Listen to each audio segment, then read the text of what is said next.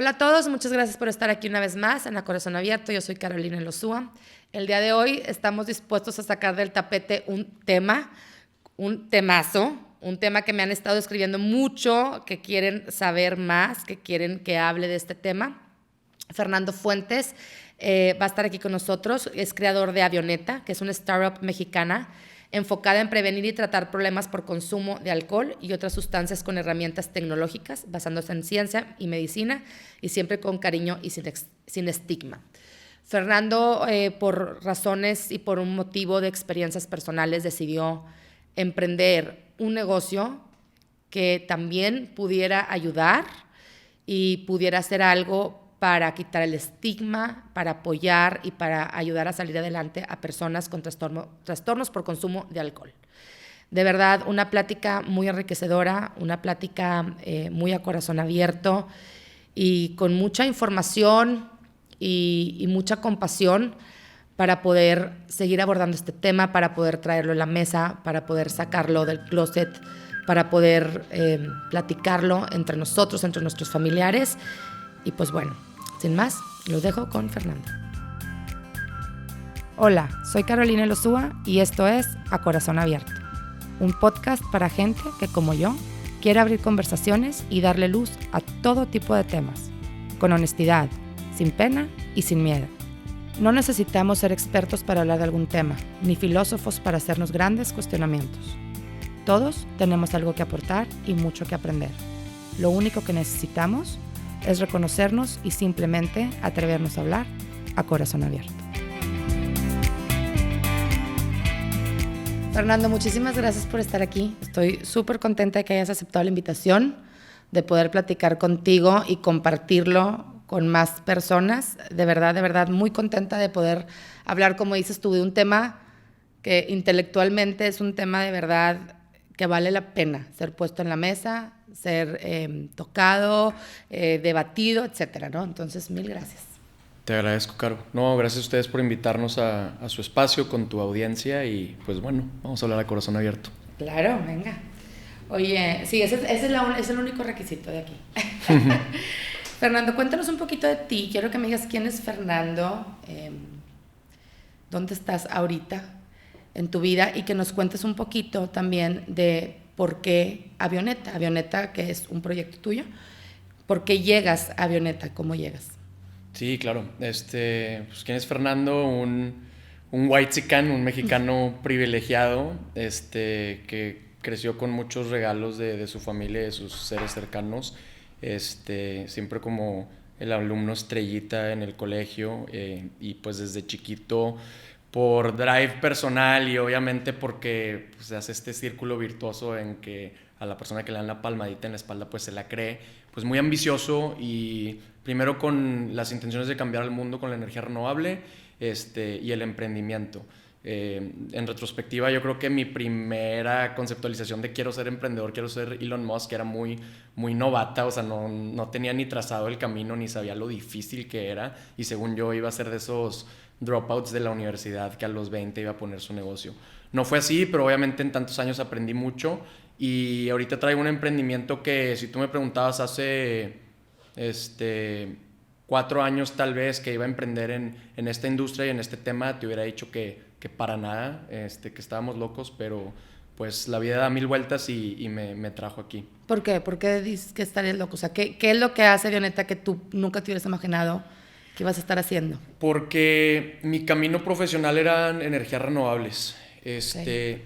Y mi camino personal, por cómo se dieron las cosas en mi familia, pues nos exponemos a los trastornos por consumo. Y ahorita te digo por qué no le llamo necesariamente adicciones o alcoholismo, sino soy muy puntual en usar el término trastornos por consumo de alcohol y de otras sustancias.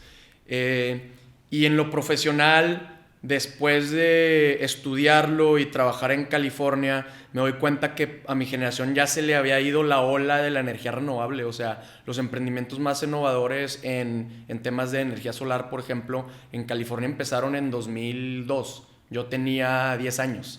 Entonces esa ola se me fue.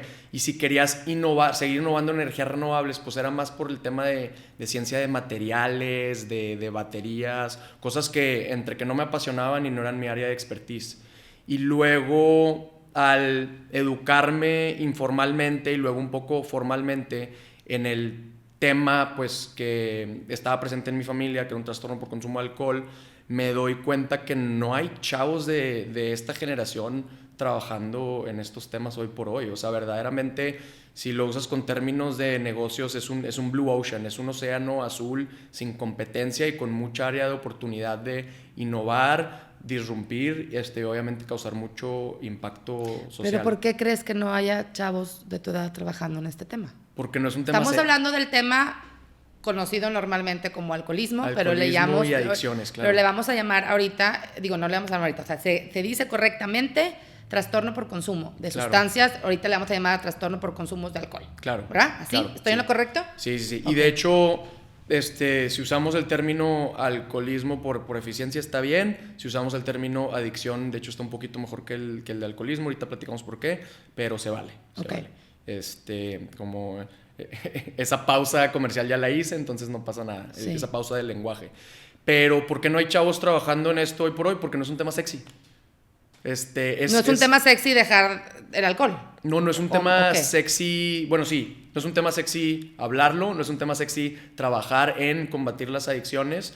El chavo que se está graduando de la UDEM, de la Uni, del TEC, la mayoría se quieren ir a grandes corporativos. Bueno, y también porque a lo mejor tenemos este concepto de que ayudar a las adicciones a lo mejor no te deja dinero. Exacto. ¿Sí me explico? O sea, no es algo rentable, no es un negocio rentable y tenemos como este tabú de no debería de serlo, porque cuando ayudas tiene que venir del corazón, no puede ser monetaria la cosa, ¿no? Cuando a lo mejor, pues sí, si yo doy mi tiempo y me pagas, yo te puedo ayudar y a lo mejor podemos hacer algo que funcione mejor. Claro, no, ¿verdad? Tocaste un punto importantísimo. No sabes cuántas veces nos han preguntado si somos una asociación. Y yo digo, no, el lucrar no tiene que estar peleado con el impacto. Pero a ver, cuéntanos qué es Avioneta para que la gente sepa de qué estamos hablando. Sí, Avioneta es un emprendimiento en etapa temprana, usando pues, términos del mundo del emprendimiento.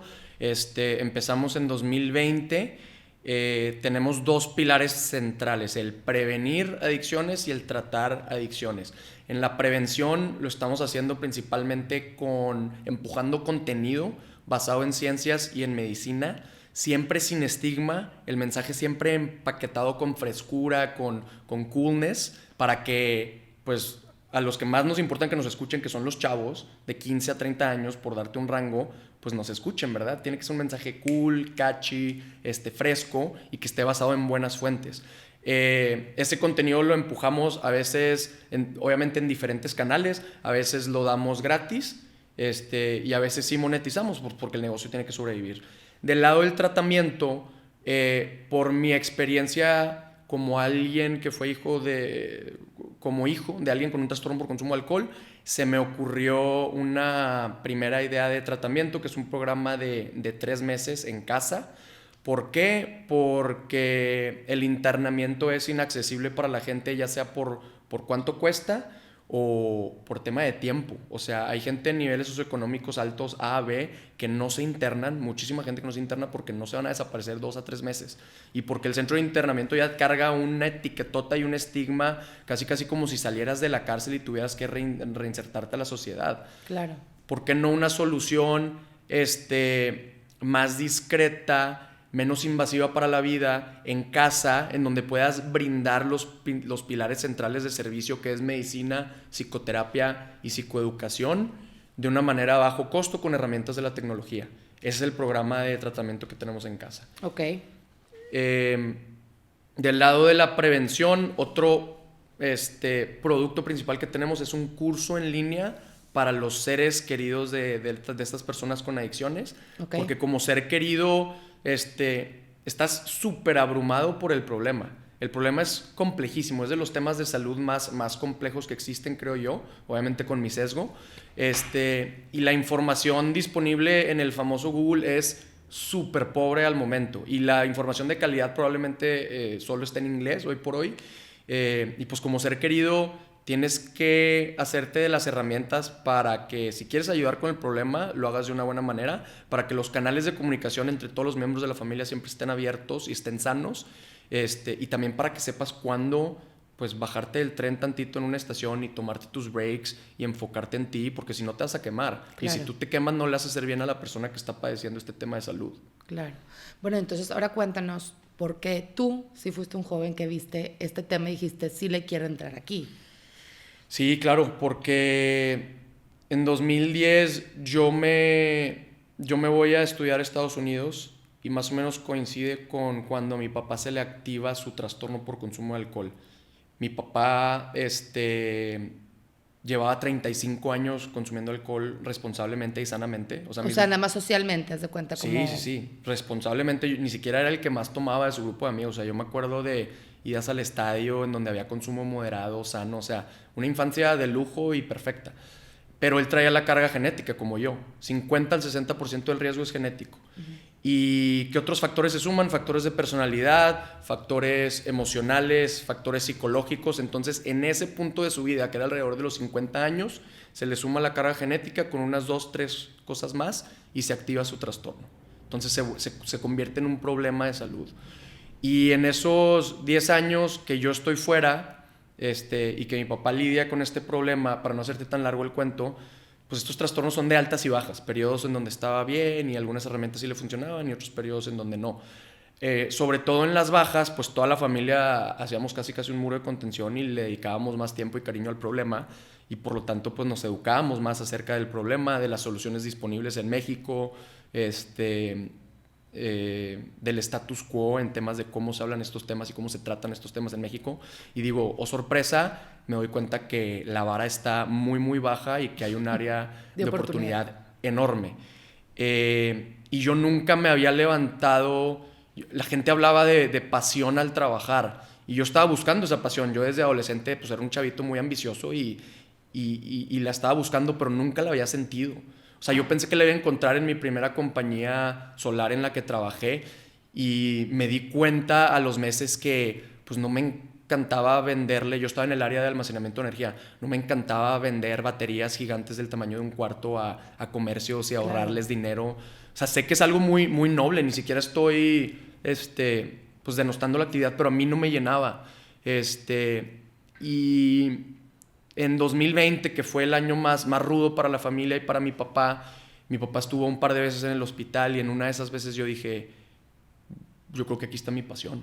Y puedo emparejar con esta pasión con el enorme con el vacío que hay de soluciones para estos temas. ¿Tu papá falleció por este trastorno? Mi papá falleció en septiembre del 2020. ¿Cómo fue para ti? Porque tú dices que no estuviste mucho tiempo aquí con él. Correcto. ¿Cómo fue para ti estar fuera y saber que estaba este problema en tu casa? O sea, yo te escucho hablar y ya lo habíamos platicado antes y me llama la atención porque tú hablas desde un lado como de mucho cariño, como que lo cuidábamos y todo. O sea, cómo me da curiosidad y lo que nos quieras contar, ¿verdad? Obviamente, sí, claro. Pero me dio curiosidad cómo ver esta parte, como que normalmente con hijos de personas con trastorno por consumo, ¿se dice? Trastorno por consumo, pues sus historias son a lo mejor muy trágicas o son pues fuertes y no quieren hablar del tema y vivieron cosas muy difíciles y como que yo te escucho a ti con una paz diferente, con una perspectiva diferente y me gustaría que me compartieras un poquito más cómo lo manejó, no sé si fue tu mamá o cómo se les explicó o qué fue lo que pasó para que tú puedas verlo desde así como lo ves tú ahorita. Sí, claro. Y tocas, te platico cómo fue, pero tocas otro tema muy importante, ya ves, we're vibing, estamos rebotando, estamos en la misma sintonía. Tocas otro tema muy importante en donde el caso de mi papá no fue un caso de Hollywood, de telenovela, dramático, violencia, golpes, caídas. Fue un caso mucho más mundano, igual de trágico, porque pues ya viste el resultado, pero la mayoría de los casos, el grueso de los casos, el 80% de los casos de trastornos por consumo son como los de mi papá. Pero no se hablan porque la historia no es lo suficientemente dramática. No, y porque además, como lo has mencionado tú, te digo que te escuché y te busqué y todo, son problemas que metes abajo del tapete. Claro. Y mientras no pase mucho, o sea, no hay golpes, entonces no tienes que esconder nada, no tienes que esconder el moretón, no tienes que esconder, o sea, si son funcionales, por así decirlo, ante los ojos de los demás, Exacto. puedes no atenderlo. Exacto. Pero no quiere decir que dentro de la casa no esté la cosa que arda, ¿verdad? Claro. Y eso es un problema porque hay, según la última encuesta nacional de drogas, alcohol y tabaco, hay 5 millones de mexicanos con un trastorno por consumo de alcohol diagnosticable. No es opinión de Fer, este tema se puede 5 diagnosticar millones. por un profesional de la ¿Estás salud. hablando del 5%? ¿Cuántos? 5 millones son el 7% de los tomadores entre 12 y 65 años. Ahorita regresamos a eso que me llamó la atención, que la cifra es de 12 a 65, pero bueno, si no vamos contando, ahorita regresamos Sí, claro. a eso. De esos 5 millones, adivina, usa números enteros si quieres. Dime tú cuántos se tratan. 1, 2, 3, 4, 5. Pues el 10%, yo creo. El 20%, 1 millón. Pues mira más. La mitad se trata con gente que no son profesionales de la salud. O sea, el 10% se trata de la manera adecuada. ¿Y pero les funciona? Digo, A los que no. O sea, los que no, o sea, no hay una estadística donde diga, ¿y no salen adelante o qué?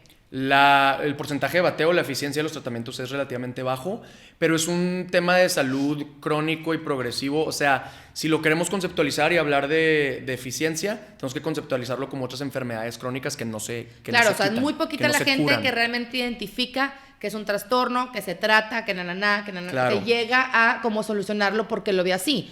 La mayoría del porcentaje estamos todavía viviendo en el estigma, es lo que quieres decir. Ajá. Exacto. ¿Y por qué se relaciona al tema que tocaste? Porque de esos 5 millones es una fracción, es 1 de 10 los que son estos casos dramáticos con caídas y choques, etcétera, en donde es muy obvio para todos los que rodean de que, oye, intérnate.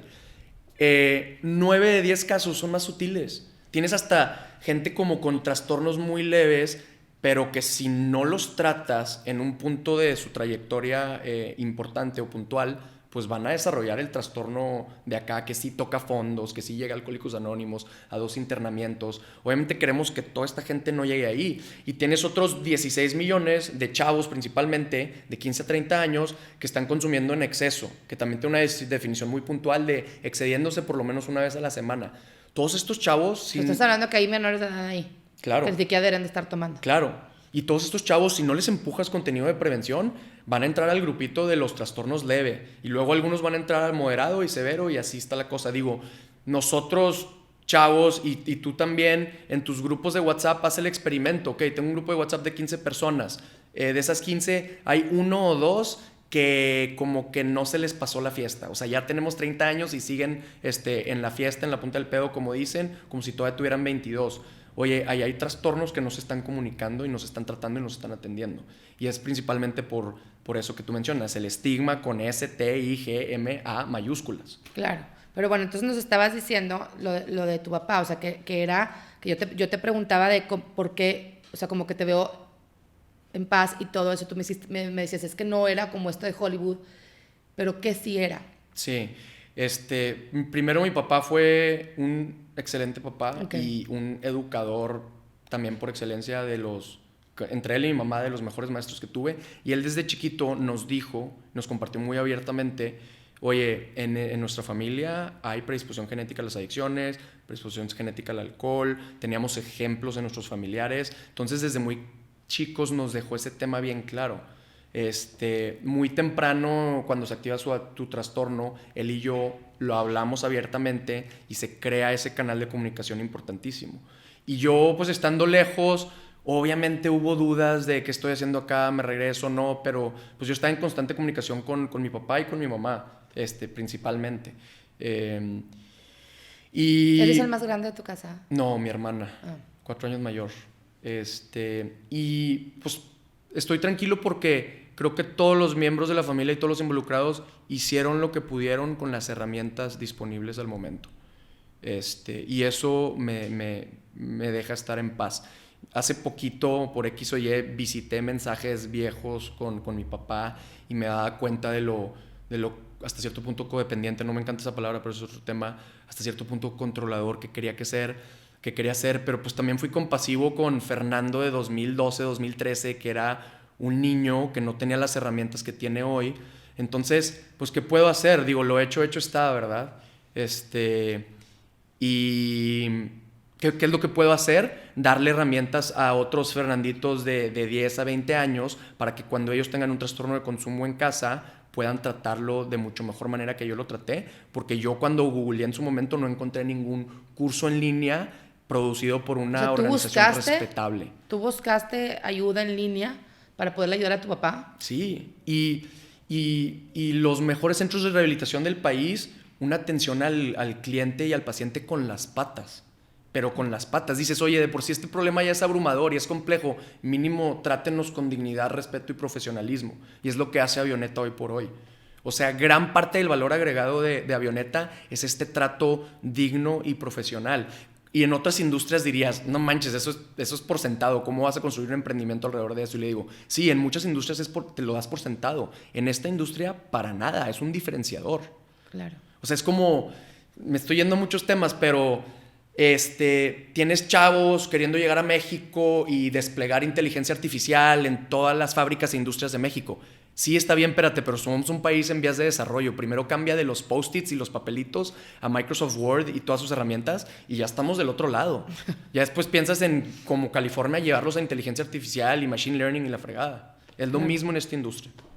¿En esta industria te refieres a las adicciones? Sí, la industria de las adicciones. Prevenir y tratarlas. Ok.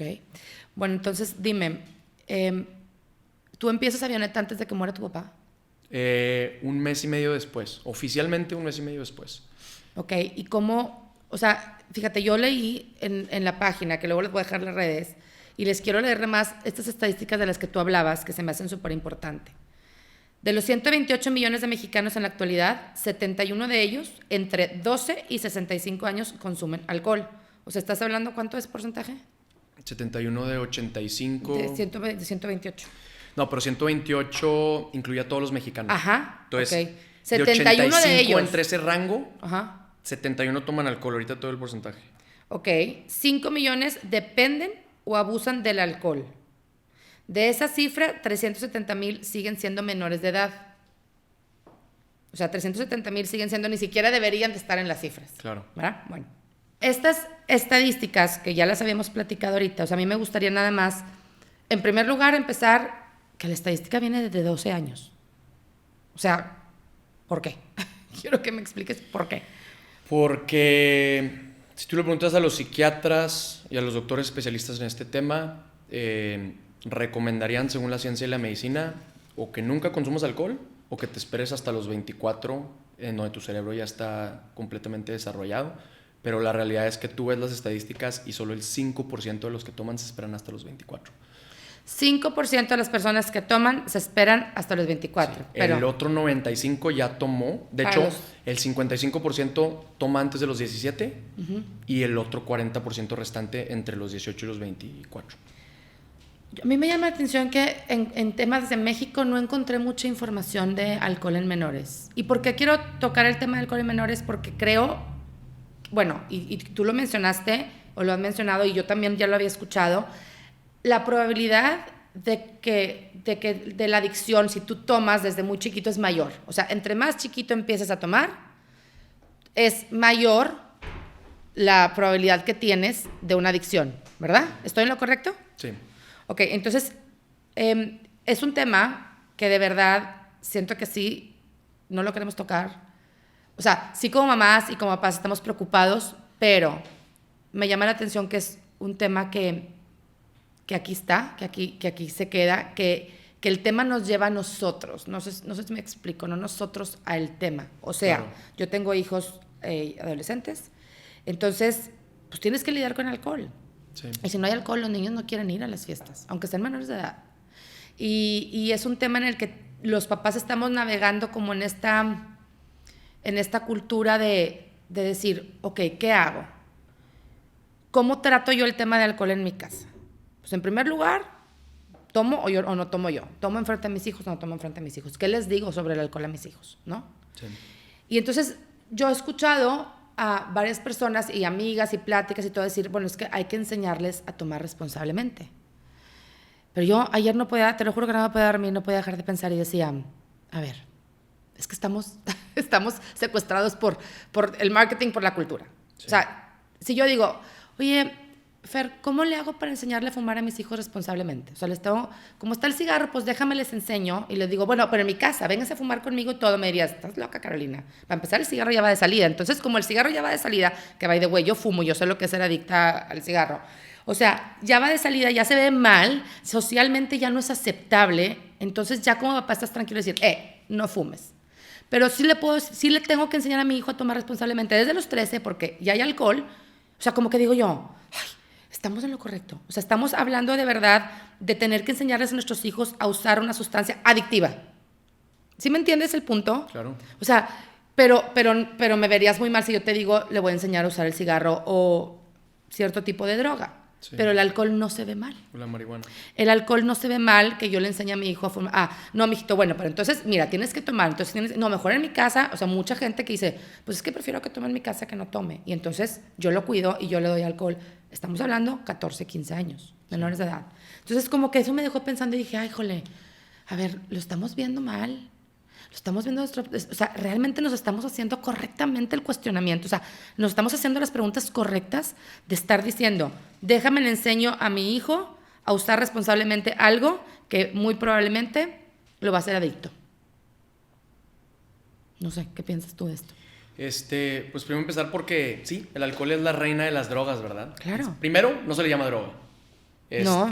Segundo, se pontifica, se idealiza. Claro, es que a ver, es cool, o sea, si no tomas, pues eres aburrido o aburrida. O sea, tenemos esta concepción de que el alcohol es algo que te hace ser más cool, que te hace ser divertido, y sobre todo en la edad de la adolescencia, porque ahorita tú nos puedes explicar que es donde tú necesitas pertenecer, y tú necesitas ser parte de, y que te vean como, que te volteen a ver y que te acepten y todo, en un mundo donde la verdad, en una cultura donde la verdad el alcohol, como dices tú, es el rey de la fiesta. Claro. Está bien complicado. Y tienes al sector privado pompeando miles de millones porque de aparte dólares te lo al venden. año. O sea, te lo ponen como un producto de la venta. En medios de comunicación masiva. Ajá. Y ahora en las nuevas plataformas digitales, convenciéndote de que tomes. El top 5 de canciones en Spotify en México mencionan alcohol. Muchas películas y muchas series en Netflix tienen ahí sus spots de alcohol, producto de alcohol, etcétera. Es cool que ¿cómo se llaman estas chavas? Ay, las que son bien Cosmo y viven en Nueva York y así.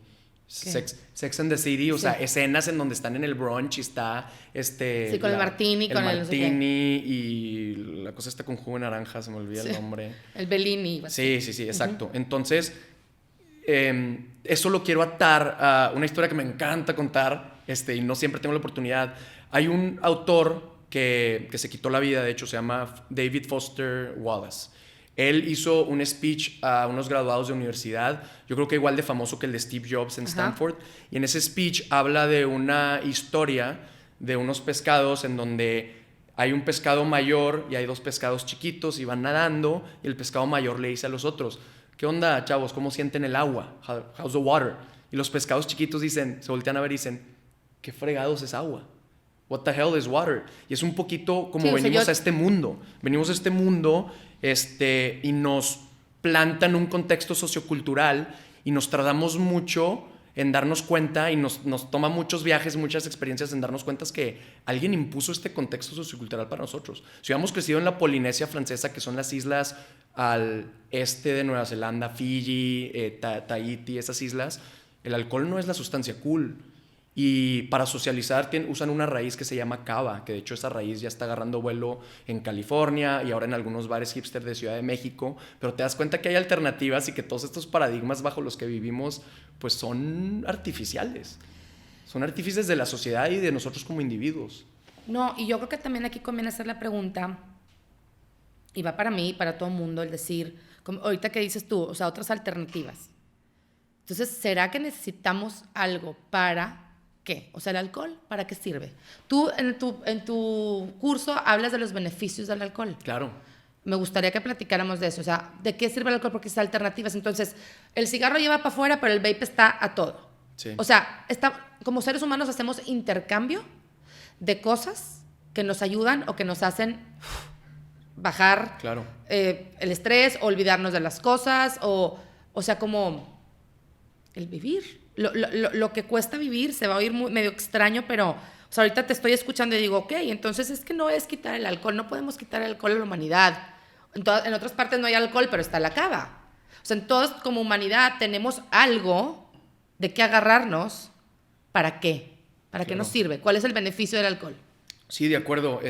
Ahí aludiste a que estamos hablando de temas más deep, ¿verdad? Con tintes más filosóficos. Bueno, es que aquí nos gustan esos temas. No, claro, se vale. O sea, el ser humano, el placer es algo real, el hedonismo es algo real que no podemos evitar. El ser humano ha consumido sustancias psicoactivas desde tiempos prehistóricos. Entonces, mira, si puedo hacer un consejo muy puntual para los padres de familia, intentando educar a menores respecto a este tema, es utilizar la reducción de daños. La reducción de daños con R mayúscula y con D mayúscula es una escuela de pensamiento, es una ideología en esta industria que es muy empática y dice, ok, si el ser humano ha consumido sustancias desde tiempos de la prehistoria, no intentemos prohibirlas porque se las van a hallar. O sea, los chavos son exacto, es lo que te quiero decir. O sea, lo que me estoy dando cuenta es que tiene que haber algo a la humanidad para escape. Exacto. O sea, eso es lo que estoy cayendo en cuenta en conclusión de lo que estoy escuchando. Es decir, no es alcohol, va a ser la marihuana. El alcohol ahorita está en su punta, pero a lo mejor va a bajar y luego va a ser la marihuana o los hongos o los psicodélicos o whatever. Sí. O sea, algo va a haber, como está el vape ahorita en vez del cigarro.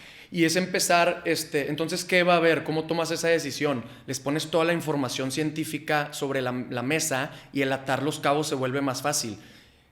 ¿A qué voy con eso? El ejercicio libera dopamina y serotonina, las dos principales neurotransmisores del placer, del bienestar, etc. Todas estas sustancias que tienen en común activan y liberan exactamente las mismas sustancias o bloquean algunos receptores en el cerebro que permiten que esas sustancias se mantengan en concentración. Pero te voy a decir una por cosa, más duración durante el tiempo. Pero sí, o sea, yo entiendo que es lo mismo que el ejercicio, pero te voy a decir una cosa, sí y no es igual. Por ejemplo, el cigarro, que yo te digo que lo he como pensado. O sea, a mí, yo me siento y fumo y tipo, o sea, yo estoy todo el día estresada y ya me tengo que salir a fumar porque ya no puedo más. Y yo sé que es mucho la respiración. Cuando fumas es el inhalar, exhalar, lo que te va tranquilizando. Entonces, en ese instante, a mí sí me tranquiliza y me siento relax. Pero el cigarro, ¿qué es lo que hace? Que me acelero al después, entonces no puedo dormir. O sea, no es algo que me relaje para dormir. Si yo me salgo a fumar, voy a batallar más para dormir, me voy a despertar después. O sea, como que siento que el ejercicio a lo mejor te nivela más. Yo no sé qué tan real, y yo quiero aclarar algo aquí, a lo que me refiero tenemos que encontrar, suplemento no es de que tiene que haber algo y la humanidad lo tiene que tener, sino yo estoy haciendo una observación de que por los tiempos ha habido algo, y que a lo mejor la solución o nuestro trabajo no debe de ser hacia quitar y prohibir que no haya nada, sino, como dices tú, informar. O sea, porque yo te escuchaba y yo decía, pero ¿por qué estamos informando de algo que a la larga el porcentaje tan grande de que nos haga daño es mucho? ¿Sí me entiendes? Claro. Pero ahorita estoy cayendo en cuenta y digo, bueno, es que siempre ha existido, no sé si va a dejar de existir. Entonces, ¿qué sí puedo hacer para tratar de mis hijos y los hijos de todo el mundo y nosotros y los jóvenes y todo, de poder entender? O sea, creo que aquí la pregunta más grande es, ¿por qué necesitamos alcohol? Pues es que mira, no digo que estas sustancias sean iguales que el ejercicio, pero cumplen una función muy similar. Sí, pero es mucho más fácil tomarte una cuba que hacer ejercicio. Todos tenemos que aliviar, voy a usar etiquetas muy generales, ansiedad y estrés. Exacto. Ansiedad y estrés de corto plazo, o sea, a nivel día, pero también ansiedad y estrés existencial. Existencial, de traumas, de todo, sí. O sea, la neurosis fundamental del mundo es vamos a morir. Claro, es que ese es el miedo colectivo. Exacto. Nos vamos a morir. Ese es el miedo siempre presente, aunque no lo queramos aceptar. Fíjate que estaba pensando y salió para una frase que a mí me encanta como las quotes y me encanta y me encanta escribir. Y se me ocurrió y dije, qué extraño que tengamos que aprender a ser humanos. O sea, ponte a pensar. Tenemos un miedo, o sea, nacimos humanos, así nos aventaron al mundo, pero no sabemos ser humanos. Sí. Estamos llenos de ansiedad, estamos llenos de depresiones, a veces no entendemos, tenemos que luchar y hacer ejercicio para sentirnos bien y luego hay que aprender la compasión. Y me explico. Sí. ¿No te hace raro? Sí, se me hace raro. O sea, y yo es lo que te creo digo. que parte de el rite of passage o el rito en donde te conviertes en adulto, más allá de que tengas 18, 20 y tantos años, etcétera, es que te das cuenta que la experiencia en este mundo incluye muchísimas cosas. Como que creo que de más jovencito busca la felicidad y el placer y ya. Pero luego llegas a ese punto en donde, como tú dices, aprendes a ser humano y dices, ok, este show es temporal y va a incluir incomodidades y sufrimiento claro, y lágrimas y todo tipo de sentimientos, toda la gama, no nomás los bonitos. Y ahí es cuando yo creo que llegas a esa maduración de, ok, ya te estoy más bajo control acerca de lo que es ser humano. O se te despierta tu trastorno por consumo. Exacto. Es que también los trastornos emocionales y mentales en la edad adulta, entre los 40 y 50, es cuando se despiertan mucho. Yo no sé si tenga algo que ver por lo que estamos platicando. Es un poco como que, ay, jole, o sea, esto ya es en serio, ¿sabes? Como esta parte, no sé qué sea, habrá que investigar. Googleen reducción de daños con R mayúscula y D mayúscula. Utilicen eso para darle a sus hijos información de fuentes confiables. En México existe Avioneta respecto a alcohol y otras sustancias. Si no quieren irse con Avioneta, no pasa nada. En Estados Unidos hay 5, 6, 7, 8 jugadores. Escríbanos y les pasamos los nombres de sus emprendimientos. Les llaman Addiction Tech en Estados Unidos, que la están rompiendo por donde lo veas. Les está yendo muy bien. ¿Y por qué información? Porque es la manera más sustentable de educar, o sea, es lo más sustentable que le puedes dar a un menor de edad, ¿verdad? Porque no tienes que estar ahí detrás de él, o sea, porque él puede tomar sus decisiones solo, puede estar en Cancún en una despedida o en lo que tú quieras, en un viaje de graduación, y puede tomar las mejores decisiones basado en información de fuente confiable. ¿Con qué tipo de información empezaría yo? Váyanse a nuestro Instagram, tenemos un post en donde es una gráfica en donde uno de los ejes es potencial adictivo de las diferentes sustancias. Y en un mismo plano, sin estigma, no me importa que sea legal o ilegal, ponen el potencial adictivo del alcohol, de la cafeína, de la heroína, de los hongos, de la marihuana, y por ahí puedes empezar. ¿Quieres experimentar? Porque hay una necesidad muy profunda en ti, adolescente, de experimentar, pues experimenta con las sustancias pues menos dañinas. Volvemos al tema de la reducción de daños. Experimenta en un contenedor social que tampoco sea dañino. Imagínate que les enseñáramos a tomar. O sea, ¿qué es un ejemplo desplegado de reducción de daños en una casa? Hoy por hoy, ¿cuál es el status quo? Los chavos por pandemia, de 14 años, digamos, están llegando a casa con botellas que alguien les compró o que se robaron de casa de sus papás. Están agarrando un pedón parejo y los papás de la casa, depende si son papás responsables o no, están súper preocupados o se desentienden. ¿Cuál es el escenario de reducción de daño? Imagínate que tengas un papá cool con tenis, con jeans acá apretaditos, sondero, que les dé como una plática en algún punto de la experiencia que pueda ser, imagínate una cata en donde les diga, miren, ustedes no están en edad para tomar. ¿Por qué razones? Por razones neurocientíficas, por temas de su cerebro que siguen en desarrollo. Pero como quiera van a tomar, entonces si como quiera van a tomar, déjenme les digo cómo pueden reducir los daños de la experiencia de tomar.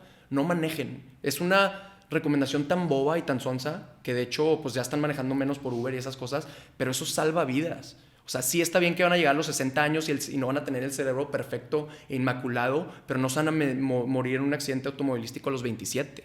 Sí, pero yo no sé, por ejemplo, en el caso de los menores, o sea, yo como mamá, yo no le puedo decir a mi hijo, ok, como que vas a tomar, toma. Le voy a hablar de los riesgos, sí, pero yo como mamá es como, bueno, pero yo porque soy así, sacarle una fake ID, no lo voy a hacer. O sea, yo claro no te voy a sacar una fake ID y yo no te voy a decir, vente, mijito, déjame, te pongo el alcohol y ando aquí responsablemente. ¿Por qué? Porque para empezar es ilegal. No sabemos, porque son temas de los que no se habla y aquí en San Pedro menos. Pero, tienes que denunciarlo. O sea, alguien tiene que venir a denunciar que en mi casa hay alcohol y procede, si no, no procede. Pero es ilegal. O sea, yo sí quiero que entendamos que estamos haciendo algo ilegal. Sí. Algo que no se permite ni muchísimo menos. Tampoco quiero ser yo aquí la party pooper, no se trata de eso, se trata de llegar al tema. Pero, por ejemplo, yo sí me metí, y esto es de Estados Unidos, porque te digo, no encontré de México mucho. Como que no hay muchas cifras de consumo en menores, pero nada más quiero leer unas cosas. Dice, el consumo excesivo y peligroso de alcohol en menores se asocia a una mayor probabilidad de ser víctima o autor de violencia interpersonal, conductas agresivas, los daños a la propiedad, las lesiones, la violencia y las muertes.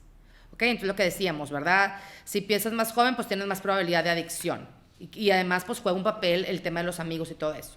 Esto de aquí, esto es en Estados Unidos, ¿ok? Las personas de entre 12 y 20 años beben el 4% de todo el alcohol que se consume en los Estados Unidos.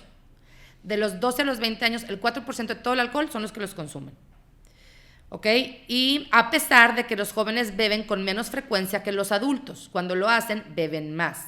Más del 90% de todas las bebidas alcohólicas consumidas por las personas jóvenes han sido consumidas de manera excesiva y peligrosa. ¿Qué quiere decir? Los jóvenes están tomando una gran parte del alcohol y no lo están tomando responsablemente. Entonces, esa es mi pregunta. O sea, digo, eso es al punto que llegamos contigo que estás diciendo. Necesitamos reducción de daños en que lo están haciendo de una manera excesiva, irresponsable. ¿Por qué? Pero es que a lo mejor, Fer, pues su cerebro todavía no está formado.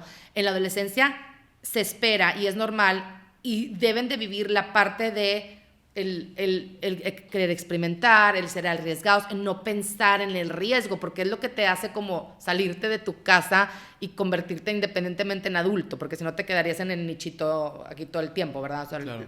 y viene también en parte el odiar a tus papás. Lo necesitas para poder hacer una separación, ¿verdad? Claro. Entonces, como adolescente, eso lo tienen que pasar. O sea, tiene que haber riesgo en tu vida, vas a hacer cosas estúpidas. O sea, es parte del proceso y es la manera en la que uno aprende.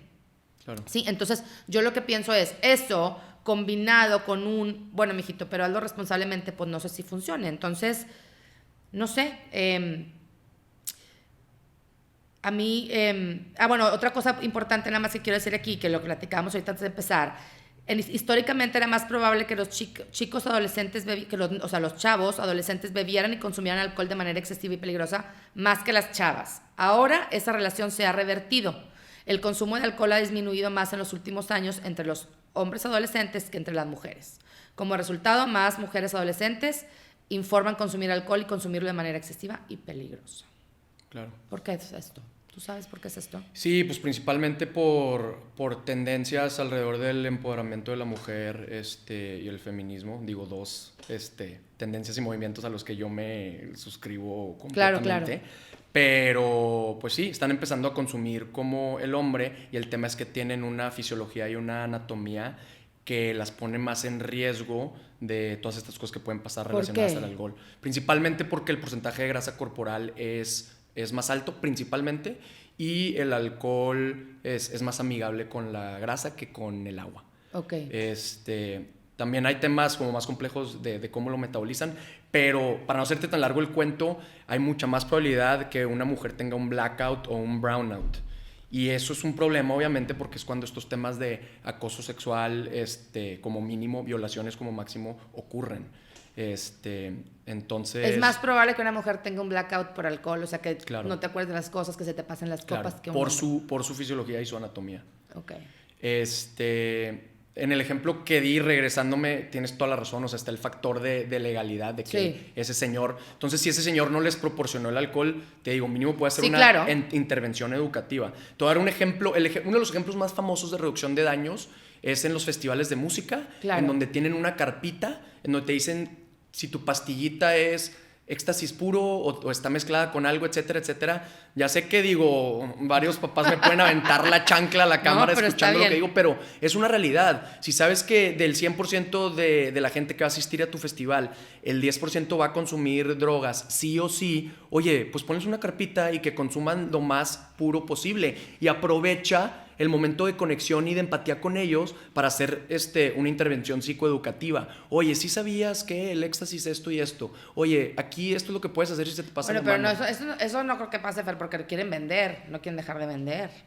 ¿Quién, perdón? O sea, que tú dices, o sea, si tú les depuras las drogas a que sean lo más mejorcito posible y más aparte para meterle si sabías que te puede hacer daño, pues la gente quiere vender drogas. Ah, no, estas son ONGs. Ya, ok, ya te yo soy una ONG, llego con mi carpita y te digo la composición química de lo que te vendieron y aprovecho para hacer una intervención psicoeducativa. O sea, tengo tu atención como consumidor, tengo tu atención porque me acabas de hacer un chambón de decirme qué tan pura es mi sustancia. Entonces tienes mi atención, ahora sí, edúcame. Es lo mismo con los chavos, o sea, tienes que darles algo para pedirles su atención. Si llegas regañando, te vas a topar con oídos sordos. Sí, o sea, lo que quieres decir, lo que te estoy entendiendo es, como papás, tenemos que encontrar otra manera de poder hablar del tema. Claro. Tenemos que encontrar una manera de que cuando nuestros hijos nos vengan a contar o lleguen borrachos a nuestras casas, sean menores de edad o no, podamos abordarlo de una manera en la que no sea una separación, no se alejen de nosotros en cuanto a comunicación y en cuanto a relación, para que podamos acompañarlos en ese proceso y poderlos educar de la mejor manera. Eso es lo que quieres decir. Imagínate que mi hija se llama Eugenia, está en tercero de secundaria, puedo llegar y darle el speech prohibitivo. El alcohol es malo, la marihuana también viene, pero es malísima, etcétera, etcétera. Me callo y ahí se acabó el speech, ¿verdad? Conecté con ella, probablemente no. Me escuchó, permeó el mensaje, probablemente no. Si más bien la siento y le digo, oye amor, pues el alcohol y la marihuana son sustancias psicoactivas que tienen riesgo de adicción. De todos los factores que existen para detonar estas adicciones, el único que tiene una relación 1 a 1 con el riesgo de detonarla es la edad de primer consumo. Entonces tú estás chavita, por favor ten cuidado. A ver, espérame, explícame más eso. ¿A qué te refieres con eso? Es que me hablaste en términos muy... Sí, ya sé. Bájate. ¿Te acuerdas que te platiqué que hay estudios que determinan que del 50 al 60% de desarrollar esos trastornos es carga hereditaria? Ajá. Hay muchos factores, tiene que ver la personalidad, la carga hereditaria, factores psicoemocionales, factores de tu entorno, de tu nivel socioeconómico. O sea, como determinar el riesgo de desarrollar una adicción es muy messy, es muy confuso. Pero si hay un solo factor que siempre muestra una relación, una correlación estadística, es la edad de primer consumo. Es a qué edad empezaste a consumir X sustancia. ¿Por qué? Porque tienes cerebros que son como esponjitas, que tú le pones el dedo al cerebro y se queda marcada la huellita. Son cerebros que se siguen moldeando. Por eso, entonces, ese cerebro se va a seguir moldeando y las vías neuronales se van a fijar con la presencia de esta sustancia o no. Eso es lo que los chavos tienen que entender. Por eso, o sea, cuando les dices, espérate a que tu cerebro se acaba de desarrollar, no entienden verdaderamente por qué, pero es principalmente por eso, porque esos cerebros todavía son bolas de plastilina moldeables y si le agregas esta sustancia externa al mix, pues ¿cómo va a acabar el cerebro, verdad? Si tu hija en tercero de secundaria puede entender eso y luego le enseñas la gráfica de potencial adictivo de las distintas sustancias, yo te aseguro que está monumentalmente en una mejor posición para tomar las mejores decisiones. Y tal vez si esté en una fiesta y en un círculo pasen un churro de mota y con la información que tiene tal vez sí le dé un toque al churro de mota, pero no va a consumir cocaína, pero no va a consumir metanfetaminas, éxtasis, etcétera, y le va a dar el respeto que se merece al alcohol independientemente de lo que la industria licorera y cervecera le digan. Claro. Ya estamos del otro lado. Sí, ya llevaste punto de... O sea, a mí como mamá me cuesta un poco entender ese punto, pero sí tienes razón. O sea, sí tienes razón que estamos lidiando. Te digo, me cuesta entender y decir, ¿por qué estamos...? O sea, nosotros les estamos dando el problema a nuestros hijos y luego se los estamos queriendo solucionar. ¿Sí me entiendes mi punto? No, sí, definitivamente no facilitar. Lo que dijiste hace rato de fake ID y de darles alcohol cuando son menores, no, para nada. O sea, eso, no a ver, por ahí. tú les estás diciendo, ándale, mijito, vayas al problema. Ahorita luego vienes y vemos cómo solucionamos tu adicción. ¿Sí me entiendes? O sea, se me hace como un poco ilógico a mí. Ahora, yo nada más tengo un adolescente, me faltan 3. No sé qué va a pasar en mi vida y no sé, ¿verdad? Me puedo estar mordiendo la lengua, pero bueno, eso es mi opinión. O sea, la verdad es que a lo mejor yo fui en ese momento mis papás, yo siempre tuve una comunicación muy padre con mis papás, o sea, yo les decía, mamá, ¿cómo le haces? Pero sí, mi mamá sacrificó muchas cosas con tal de tener mi confianza, o sea, si yo le decía, me volé clases, pues sacrificaba la pedorrisa, ¿verdad? Y sacrificó el que troné muchas materias, porque yo quería la party y la fiesta, pero mi mamá sabía en todo momento en dónde estaba, y si me ponía borracha, no llegaba con miedo a decirle, o si tomaba de más, ¿sí me explico? O sea, no había, bueno, la primera vez que tomé alcohol, que me puse borracha, fue a los 18 años. O sea, ya estaba relativamente, pues ya tenía edad. ¿Me explico? Entonces, ¿por qué? Porque pues, yo siempre lo entendí. La verdad que nunca me llamó mucho la atención. Yo nunca sentí esa presión por parte de mis amigas. Tengo muy buenas amigas. Sí. Creo que tengo muy buenas amigas y amigos. Nunca fue toma. Nunca sentí que lo necesité. Yo soy súper desvelada. Me encantaba la fiesta. Yo cerraba los antros, casi te digo, y tomaba un vaso, 2, te digo, claro, sí, había veces que decía, bueno, mientras mis amigas empezaban con las cubas a las 8 de la noche, llegaba a las 12 y me echaba 3 shots y las alcanzaba en la fiesta, me explico, pero así que tú digas, borracha, vomitar, la verdad es que no, o sea, sí entiendo que sí existe eso y sí se da, y las niñas, pero ni yo, ni mi esposo, entonces como que, claro, tomamos, ponemos borrachos, todo, o sea, seguimos tomando y todo, pero no con un problema, vaya. Claro. Entonces, con mi hija también siento que eso ayuda un poco. ¿Por qué? Porque pues nunca nos ha visto ni borrar. O sea, como que también es muy complicado cuando como papá te encanta la party. La party significa tienes que estar tome, pues está tus hijos que ven, si me quiero divertir como mi papá, pues tengo que tomar. ¿Sí me explico? O sea, también es un poco lo que decíamos de herencia versus crianza, y en crianza también viene eso. Si en tu casa siempre hay fiestas y siempre hay alcohol con los mayores y los adultos, y si no hay alcohol, no hay fiesta, pues la relación de un niño desde que tiene 5 años es diversión, alcohol. Claro. No puedes, no, por en mi casa se quedan las botellas de vino cerradas, nadie se las toma. ¿Me explico? Y hay fiestas todos los fines de semana y vienen mis amigos y lo que tú quieras. Entonces, como que también siento que es un poco eso, pero yo sí con mi hija, yo sí platiqué sin saber todo este tema del cerebro. Digo, sí sabía, pero sin saber que era la manera correcta. Sí sabía, y yo le expliqué el tema del cerebro. Le dije, a ver, yo entiendo que yo no te puedo prohibir, o sea, tú al final del día, aunque seas menor de edad, tú vas a estar enfrente de la botella y vas a ver si te la tomas o no. Sí. Y sería demasiado iluso de mi parte pensar que nunca lo vas a probar y que no lo vas a probar hasta los 18 años. Nada más que en mi casa no. O sea, en mi casa sí está prohibido el alcohol. Claro que ha habido momentos que hace fiesta y que llegan niños. Una vez, pues fui y le dije, ¿saben qué? Oigan, en mi casa a los 17 negociamos, a los 15 no hay negocio. O sea, a los 17 veo si negocio, a los 15 no hay manera. Entonces salen. Claro, por supuesto que tú crees que como mamá no me dio miedo decir, nadie se va a querer juntar con mi hija, todo el mundo va a salir chutado de aquí, pero por otra parte decía, pues ¿qué gano y qué pierdo? A los 18 años que ya todas las fiestas del mundo en mi casa, ¿me entiendes? Sí. Lo que te digo, llevo una de 4, no sé cómo va a ir con los otros 3, pero como que, no sé, es ese tema que a mí me trae como con mucho ruido, y me gusta ver tu parte desde más joven que yo, de decir, a ver, Carolina, relax, o sea, estás viendo unas cosas que lo estás viendo irreal, no hay manera que le vayas a quitar el alcohol ahorita a los jóvenes. Sí. Pero sí, como papás, ¿qué podemos hacer ahorita en la sociedad en la que estamos? Pues lo que tú me estás diciendo, y no sé si hay otro tip que nos puedas dar, de qué podemos hacer para eso. Y ahorita ya nada más pasar al tema, ahorita te digo una cosa de Avioneta. Claro. Sí, es que, creo que ahí dijiste una palabra clave de tu relación con tu madre, súper clave y súper bonita, la confianza, ¿verdad? Por poner números, en todos esos teen years, los 13, los 14, todos los teen years, como padre tienes el derecho a opinar acerca de la vida de tus hijos, pero que te escuchen es un privilegio. No es un derecho, que te escuchen. Tú puedes opinar todo lo que quieras, pero para que te escuchen necesita haber confianza, necesita haber amor, necesita haber como lazos muy cercanos. ¿Y cómo construyes esos lazos?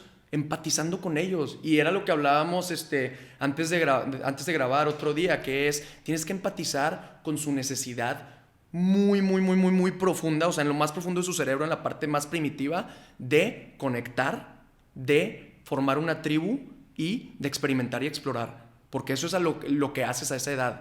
Si no empatizas con eso, pues no vas a pasar al siguiente pasito, ¿verdad? Y como tú dices, no facilitar, obviamente respetar las leyes, pero reducir los daños dentro de lo posible. Decirle, mira, yo sé que las estadísticas me dicen que tú probablemente vas a consumir alcohol antes de los 17, entonces, por favor, nunca te subas con alguien que esté manejando tomado. Claro. O vamos a hacer un acuerdo, siempre te vas en Uber. Yo estoy pagando el Uber. ¿A ti qué, verdad? O yo te llevo, yo te claro, traigo, ¿verdad? Yo te llevo y yo te recojo.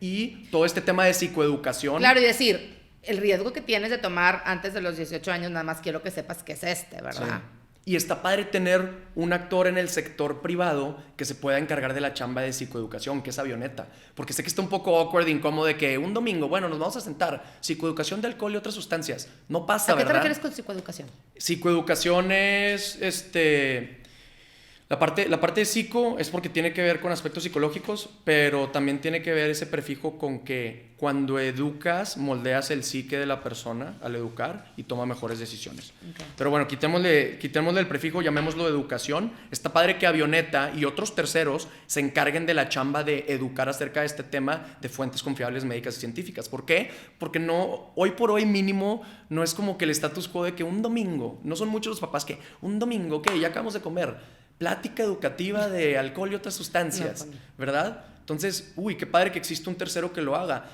En su momento, pudieras decir que esté el gobierno como ese tercero, pero los mensajes y las campañas del gobierno están pero el gobierno con las patas. No está ahí metido. Es más, o sea, creo que...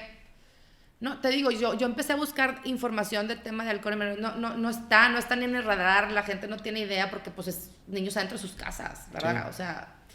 Está complicado, y el tema del alcohol, como dices tú, es un tema, pues el estadio, claro. Te puedes dar cuenta, o sea, creo que hay una estadística de cuando pierde un equipo, los los fans, no, ¿cómo se llama? ¿Cómo se dice? Sí, los fans, los aficionados. Los aficionados de ese equipo, o sea, la violencia familiar de ese equipo sube. Sí.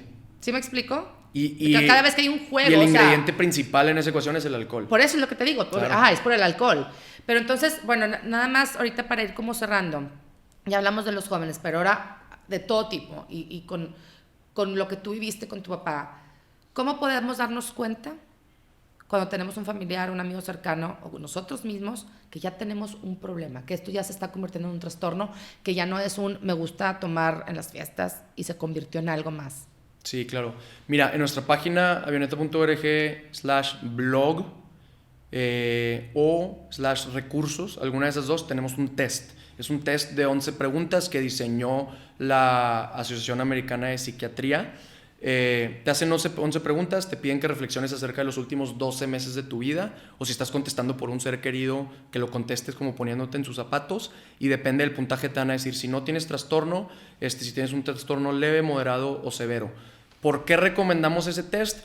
Porque los límites de consumo que tiene México y la OMS son un poquito como los hexágonos de azúcar y otros temas en sector salud. ¿A qué te refieres con límites? De que lo que significa pasarte de la copa. Tantas copas al día, tantas copas a la semana. La verdad, si pasamos los 71 millones de mexicanos por ese filtro, la mitad saldríamos con un problema, ¿verdad? Pero la realidad es que el problema es un poquito más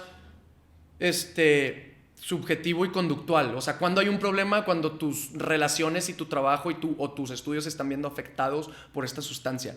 Te digo, suena subjetivo, pero este test es súper robusto. Hay un estudio en donde comparan los resultados de este test de individuos con entradas a los departamentos de urgencias en Estados Unidos por intoxicación alcohólica, por otros temas de hígado, de páncreas relacionados al alcohol, y la relación entre estas respuestas subjetivas, ¿cómo se dice?, contestadas individualmente en tu privacidad, es muy alta con lo que está pasando acá en los hospitales. Entonces, no porque las preguntas sean subjetivas significa que no es robusto. La última pregunta tiene que ver con síndrome de abstinencia. Oye, cuando dejas de tomar, sientes sudoración excesiva, dolor de cabeza, hay síntomas. Pero, por ejemplo, si no te pasa eso, si no tienes el tema de la abstinencia y nada más eres tomadora social, pero no puedes ir a algún lugar sin tomar. No, pues es que hay otras preguntas que tienen más que ver con tus conductas en sociedad. Ok, como tomadora social, en los últimos 12 meses practicaste conductas de riesgo bajo la influencia del alcohol, como caminar en un techo, como manejar borracha, como tener sexo sin protección. Si contestas que sí, pues ahí va un puntito de tus 11 al test. Ya. Si de esas preguntas más sociales, porque la última que te compartí es más médica, si esas preguntas más sociales contestas que sí a 2 más, ya tienes 3 puntos, ya tienes un trastorno leve. Okay. Y hay que atenderlo. Y a lo que iba con el tema, usando ese puntaje de 11, Hollywood, las telenovelas, los medios de comunicación masiva solo hablan de los 11, de los 10 y de los 9, pero tienes una gama de otros trastornos sin atender. A ver, explícame más eso. Los 11 quiere decir los más, o sea, los trastornos súper altos. Sí. Violencia, Los que responden que sí a todo. Entonces, eso es lo que nosotros vemos como alcoholismo. Claro. Y del 8 para abajo no lo vemos como un problema. Y lo echamos abajo del tapete y no lo comunicamos. Y sí, mijita, tu tío es medio borracho y se le pasan las copas en las comidas familiares, pero tranquila. Pero no pasa y nada. Tío debería de ser atendido por profesionales de la salud, como cualquier otro tema de la salud. Ya. Y si ese tío no se le atiende, dale 5 años y se va a convertir en un 7, en un 8, en un 9 o en un 11. Es el del 10. Pues sí. ¿Qué podemos hacer a la hora que ya tenemos a una persona diagnosticada en casa? Tú que lo viviste, ¿qué le dirías a las personas que tienen un familiar, un amigo cercano que tiene trastorno por consumo de alcohol? ¿Qué le dirías a esas personas? Yo me pondré en contacto con Avioneta. Como familiar, compraría el curso en línea. Son 10 capítulos, súper accesibles. Estamos hablando de miles de pesos, o sea, no tienes que romper el cochinito. En específico, los primeros 2 capítulos que están disponibles gratuitamente, pues está muy padre, sí, como la introducción teórica al tema. Pero hay 3 capítulos en específico que se basan en un libro que a mí como familiar me cambió la vida. Se llama Beyond Addiction. Lo producen en un centro de tratamiento en Nueva York. Es especialmente para seres queridos de la persona y, híjole, te da demasiadas herramientas para ayudar. Oye, pero si quieres ayudar... ¿Tú qué le dirías? O sea, ¿a ti qué te sirvió? Leer ese libro. Si lees en inglés, cómpralo. Si no lees en inglés o prefieres ver multimedia, consume nuestro curso en línea.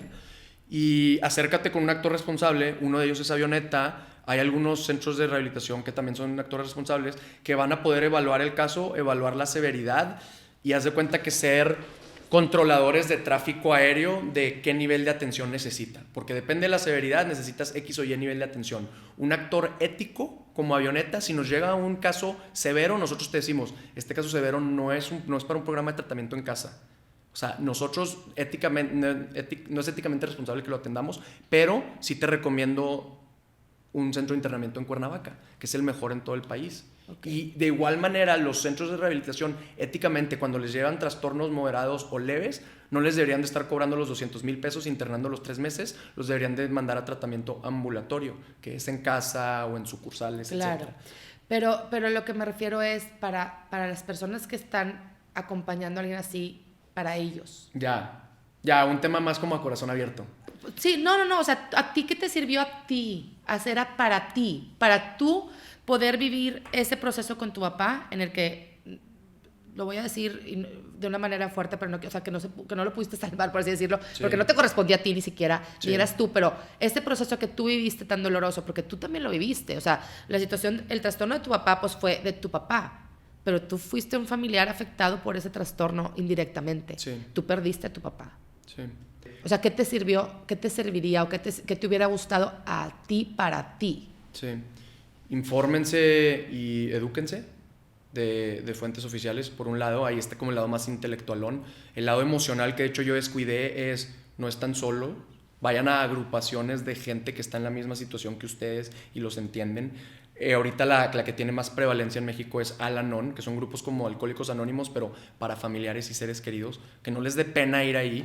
Los grupos son muy, muy variables en temas de las personas que van, pero encuentra un buen grupo y agárrate de ahí. Pero no estás solo, no creas que eres la única persona que tiene este problema. Es un poquito del tema de a corazón abierto. Abres el corazón y te das cuenta que por pura estadística hay muchísimas familias en México, muchísimas familias de amigos y conocidos que tienen problemas similares en casa, y pues hazte de tu tribu, ¿verdad?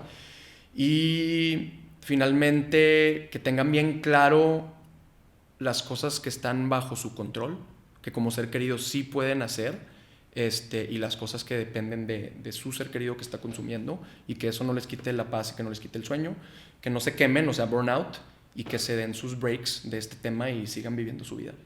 Porque pues gran parte de la solución recae en la persona que está consumiendo. Claro. Que bueno, ese es otro tema para otro podcast, ¿verdad? Porque en algún punto ese cerebro, algunos trastornos de cierta severidad, ese cerebro ya se ha visto afectado a tal grado que ya no depende tanto de ellos. Es la típica queja de la persona que vive esto, de que él me dijo que ya no iba a tomar, es un mentiroso. No es un mentiroso, o sea, tiene un trastorno de salud. La función ejecutiva de su cerebro ya no está operando como la función ejecutiva de tu cerebro. Tienes que empatizar con eso. Claro, no es que ellos no quieran, que no tengan fuerza de voluntad, porque es típico, es que no tienes fuerza de voluntad. No, eres débil de carácter. Eres débil de carácter, no tienes fuerza de voluntad. No, a ver, vamos a dejar en claro algo. Esto es un problema que se necesita ayuda y que lo que tenemos que hacer es apoyarlos y ayudarlos. Yo sé que ellos se tienen que querer dejar ayudar y que es un proceso que ellos lo tienen que vivir y tienen que sacar el fuga de adentro para salir adelante, pero que nos quede muy claro que no es, es que en verdad no quería entonces salir de esto. Claro. Y creo que también, si lo entendemos, las personas que lo padecen y que lo viven van a buscar ayuda más fácilmente. Claro. Cuando entiendan que no es porque ellos son débiles, porque ellos son flojos, porque ellos son malos, porque ellos son, ¿sabes? Claro, es un problema complejísimo, necesitan una pequeña tribu que los ayude a salir adelante. En primer lugar, todos los canales de comunicación con esa tribu deben de estar sanos, porque si no, no lo van a poner a ayudar y va a estar aislada la persona y no lo van a ayudar a salir adelante. Y si esa tribu también se atiende, que de hecho es un diferenciador clave de nuestro programa de tratamiento en casa, atendemos a la persona que consume y a 2 o 3 seres queridos claves. Y ahí es donde pasa la magia. Empiezas a atender al sistema familiar y a veces hasta si yo como ser querido, como hijo, pasa a segundo plano el problema de consumo y yo me atiendo a mí y las diferentes partes del sistema familiar salen adelante, de repente la persona que consume está mejor. Porque el paradigma es apuntar el dedo y decir, él está mal, él está consumiendo, pero la realidad es que no. Muchas veces son papás divorciados, muchas veces hubo un caso de acoso sexual en la infancia, muchas veces hay desatención de los padres. Entonces, todo el sistema familiar que se tiene que tratar y sanar. como... Eso es un punto demasiado importante que estás tocando. O sea, por lo general, que hilo un poquito lo que platicábamos y lo que te preguntaba, decir, o sea, ¿por qué necesitamos sustancias que nos saquen de nuestra vida, que nos saquen de nuestra realidad? ¿Por qué necesitamos huir? O esta situación, ya sea puede ser, porque el ejercicio en exceso también pudiera ser lo mismo, claro. ¿no? O sea, esta parte. Pero, y viene a eso. Una persona con un trastorno de cualquier tipo, un trastorno por sustancia de alcohol o por alguna droga, o un trastorno mental o emocional, o un trastorno alimenticio, ¿verdad? Sí. Son personas que no llegaron ahí por ellas mismas, ¿sí? Son multifactoriales y mucho tiene que ver el ambiente. Entonces, como familiar, si nosotros podemos, lo que dices tú, voltear a nosotros y ver cómo nosotros podemos ser mejor, vamos a ayudar a levantar a esa persona. ¿Por qué? Porque el ambiente está de alguna manera impidiendo a lo mejor su recuperación, y entonces la mejor manera de ayudarlo es limpiando el ambiente, y como nosotros somos parte de ese ambiente, mejorando nosotros. Exacto, viste en el punto. Una eminencia tipo Gabor Mate en estos temas de psicología tiene una frase célebre que dice: lo opuesto a la adicción no es la sobriedad, lo opuesto a la adicción es la conexión.